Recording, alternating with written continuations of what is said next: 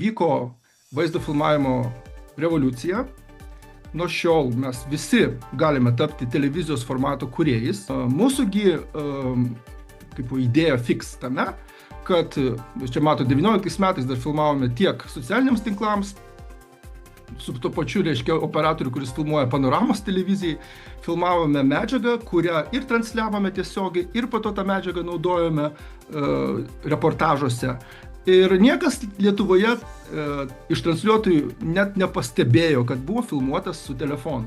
Svarbiausias momentas iš inercijos nefilmuoti TikTok ir Shorts stiliuje, tai yra vertikaliai, teikiant medžiagą televizijai. Nes visgi revoliucija, bet televizija iki šiol ir kinoteatrai vis tiek rodo horizontaliai. Kalbant apie filmavimo ypatumus, būtent gal aš akcentuočiau, kai jūs filmuojate kalbantį žmogų į kamerą. Kalbėtojas neturi žiūrėti į kamerą. Tai kalbantis žmogus tai yra vedantis, tai yra tas, kuris pasakoja apie įvykį, bet nėra pats įvykis. O pats įvykis yra tas žmogus, kuris kalba šiek tiek žiūrėdamas į už kadro esantį, kaip čia matote, herojus kalba už kadro esantį reporterį ir nežiūri į kamerą.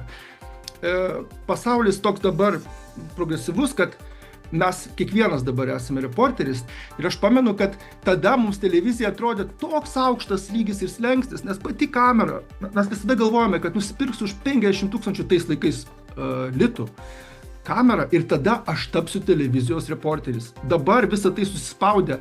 Jūs turite, gerbimieji, telefonus, kurie kainuoja 20 000 eurų dabar. Turiu galvoje jų vertė. Drąsiai galite prisijungti šiandien Pasaulio lietuvių žinių FB Facebooko grupę, socialinį svetainę, ir pamatyti, aš aktualizuoju kiekvieną kartą, pranešu apie mūsų veiklas ir dabar tikrai ryškiausias dalykas, ir aš matau, Edita pirmininkė yra JAF lietuvių bendruomenės, ryškiausias dalykas, kur mes dalyvaujame, mes turime licencinę sutartį dėl šokių šventės ir aš didžiuojuosi, kad mes būsime pagrindiniai televizinio formato projekto filmuotojai ir aišku kviečiame visus dalyvauti, taigi kas bus Čikagoje, prieikite drąsiai arba rašykite iš anksto, mes filmuosime ten kelis dokumentinius ciklus ir apie juos, sakau, čia galima kiekvieną seminarą pravesti, kiekvienai laidai, tai labai kviečiame.